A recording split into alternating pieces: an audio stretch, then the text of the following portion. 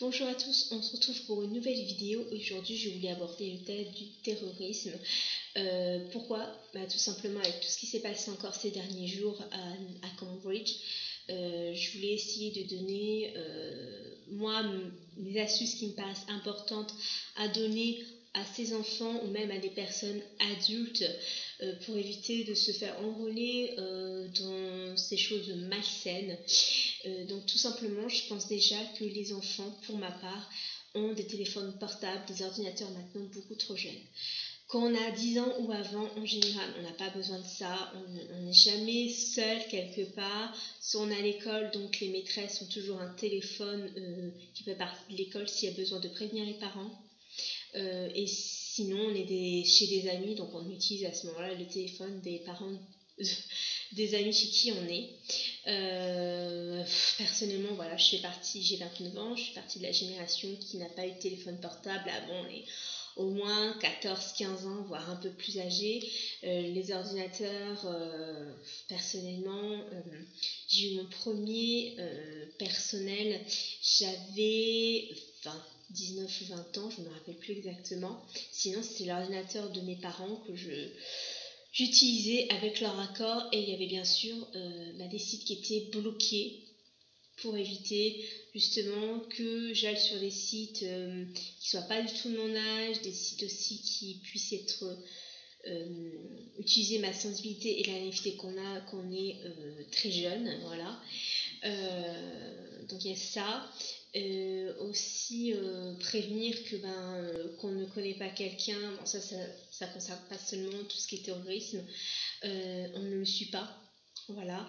Si jamais par exemple à l'école il y a un enfant qui attend ses parents et on arrive, on lui dit ah ben ta mère m'a dit que je venais te chercher, si on connaît pas la personne en général, sauf des parents quand même qui sont irresponsables, sinon aucun parent ne va demander à un inconnu, voilà, qui n'a jamais vu son enfant, et surtout sans prévenir l'école ou l'enfant, prévenir l'enfant directement que cette personne va venir chercher le ou ses enfants, tout simplement. Donc moi c'est quelque chose, je pense que tout le monde a su, mais il y en a on leur a pas dit.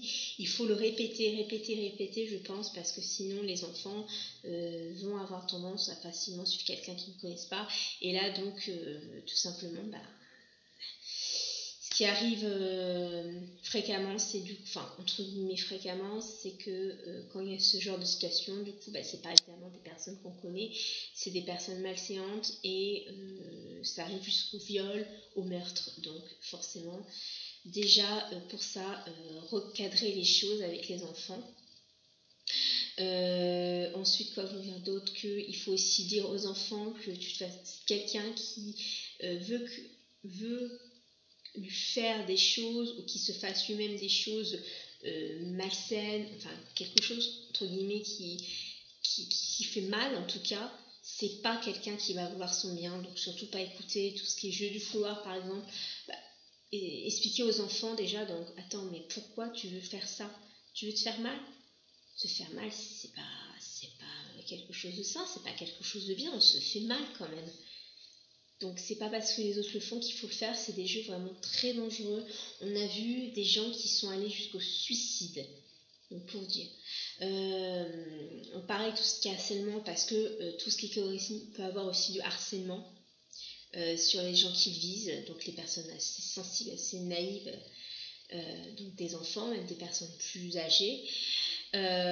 Donc tout simplement de savoir que si jamais il y a quelqu'un qui vous essaye de vous obliger à faire quelque chose qui est contre vos envies, surtout si c'est pour faire du mal, pour faire du chantage, en essayant de vous dire ah mais si tu fais pas ça, écoute, je vais publier ce genre de photos sur toi, ou je vais aller chez toi, je vais te cambrioler chez tes parents, enfin ton appartement ou ta maison quand on est plus âgé, je vais tuer et menacer des membres de ta famille ou de tes amis. Non, surtout pas rentrer dans ce jeu. Vous prévenez tout de suite la police. Vous ne dites jamais à des inconnus où vous habitez, surtout pas. Vous dites ça juste des gens que vous connaissez bien, quand vous voulez faire récupérer votre enfant, déposer. À ce moment-là, oui, mais sinon vraiment faites attention.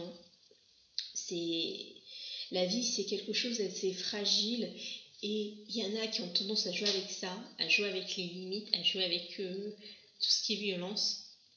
Pardon. Et du coup, après, ils regrettent. Donc, quand je parle aussi d'harcèlement, c'est aussi tout ce qui est jeu, je sais plus comment ça s'appelle. Un genre de challenge mené sur internet où il y a quelqu'un qui, un peu le cerveau de tout ça, qui va dire à quelqu'un tu veux jouer à ça, alors il faut que tu te fasses, il faut que tu scarifies, des choses comme ça. C'est pas sain du tout, on se fait mal. Pourquoi se faire mal pour un jeu? Un jeu, ça va être un amusement, mais qui ne va pas porter atteinte à votre vie, tout simplement. Donc quand vous entendez des choses pareilles, c'est vrai que quand on est assez sensible et fragile, on a tendance, et puis souvent c'est des personnes qui vont pas forcément en venir tout de suite à ce genre de propos, mais qui vont faire en sorte de gagner votre confiance. Donc tout de suite, quand vous avez des choses comme ça, vous arrêtez, vous coupez net. Surtout ne dites jamais à ce genre de personnes que vous connaissez à peine, où vous vivez, votre nom, les noms de votre famille, etc., d'amis, parce que là, vous pouvez être sûr que ce genre de personnes, sans tourner non plus dans la parano, va essayer d'utiliser ça. Il y a aussi tout ce qui est, voilà, je sais pas moi, même si ça s'écarte un peu du sujet, mais c'est que ça revient toujours au même sujet qu'on peut avoir avec tout ce qui est djihad, c'est de jamais partir. Or, surtout quand on n'est pas majeur de chez soi, sans l'accord de ses parents pour quitter le territoire. Quand vous faire des faux papiers, etc., c'est pas ça non plus, il y a quelque chose qui cloche. Quand on veut faire changer votre religion, même si vous n'avez pas de religion à proprement parler, c'est pas ça non plus. Méfiance. Donc voilà, tout ce qui est sur internet, etc., faites très attention. Pour celles des parents, donc faites attention. Je pense qu'on ne le dit jamais assez. Le problème, c'est qu'avec tout ce qu'on voit, on est obligé d'être beaucoup plus vigilant. Ça peut tourner à la parano, il faut éviter non plus d'en venir là, parce que sinon on ne vit plus.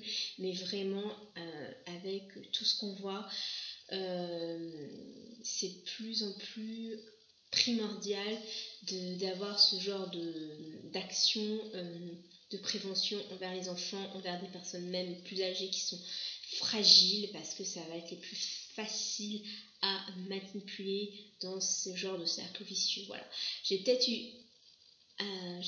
oublié certaines choses, mais voilà, je tenais à en parler de ce genre de choses, parce qu'en tant que future maman, même si j'étais pas sur le point d'être maman, c'est quelque chose, tout ce qui est terrorisme, qui peut être lié à ce genre de choses, pour que ça puisse avoir l'impact sur quelqu'un.